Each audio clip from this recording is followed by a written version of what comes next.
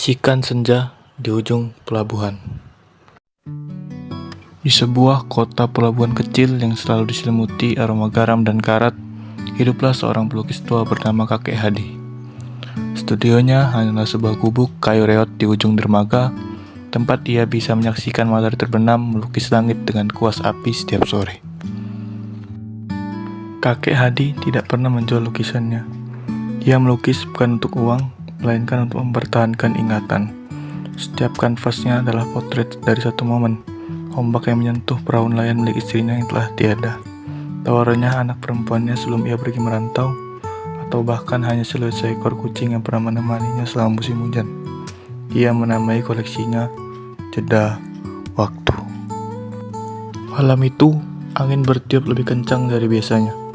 Kakek Hadi sedang menyelesaikan lukisan terbarunya, sebuah lukisan yang aneh, bukan wajah atau pemandangan, melainkan hanya sebuah jendela kayu tua yang tertutup rapat dengan sedikit cahaya oranye tipis mengintip dari celahnya. Ketika kuas terakhir menyentuh kanvas, terdengar ketukan pelan di pintu. Seorang wanita muda berdiri di sana, mengenakan mantel tebal dan membawa tas punggung lusuh. Wajahnya asing, namun matanya memancarkan kehangatan yang familiar. "Maafkan saya mengganggu waktunya, kakek," katanya dengan suara lembut. "Saya dengar kakek adalah pelukis yang menyimpan waktu." Kakek Hadi tersenyum. "Waktu tidak bisa disimpan, nak. Ia hanya bisa dikenang. Masuklah, angin di luar menusuk tulang." Wanita itu masuk dan matanya langsung tertuju pada deretan kanvas Jeda Waktu.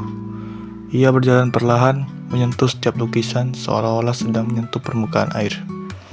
"Indah sekali," bisiknya. "Semua kenangan ini kakek simpan di sini." Ia berhenti di depan lukisan terakhir, jendela kayu tua. Raut wajahnya berubah. Ia menoleh ke kakek Hadi dengan pandangan penuh tanda tanya.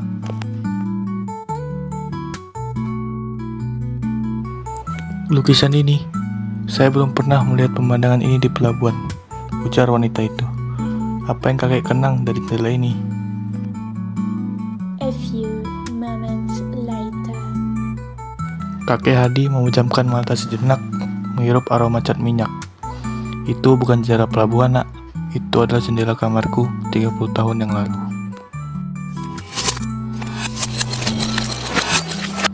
Dulu, saat anak perempuanku, Ayah, berumur 5 tahun, dia pernah bertanya mengapa matahari harus terbenam. Aku bilang padanya, "Matahari terbenam hanya untuk memberimu waktu tidur, nak.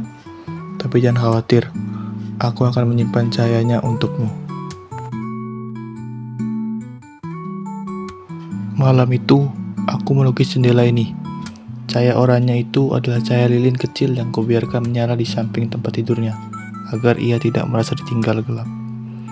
Waktu itu terdiam lama. Air mata menetes di pipinya. Ia merogoh tas punggungnya dan mengeluarkan sebuah liontin perak berkarat berbentuk kuas kecil.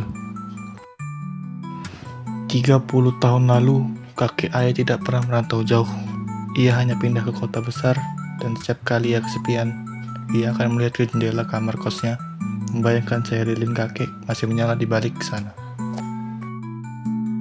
Ia mengulurkan tangan. "Nama saya Ayah, kakek. Saya pulang." Kakek Hadi berdiri kaku. Pandangannya beralih dari lukisan ke wajah putrinya yang kini telah dewasa. Jendela kayu tua yang ia lukis, jendela yang menyimpan cahaya untuk 5 tahun, ternyata telah membimbing putrinya pulang setelah 3 dekade. Senja di ujung pelabuhan itu terasa lebih hangat. Di kanvas terakhir kakek Hadi, jendela waktu akhirnya terbuka, menyambut kembali cahaya yang telah lama hilang.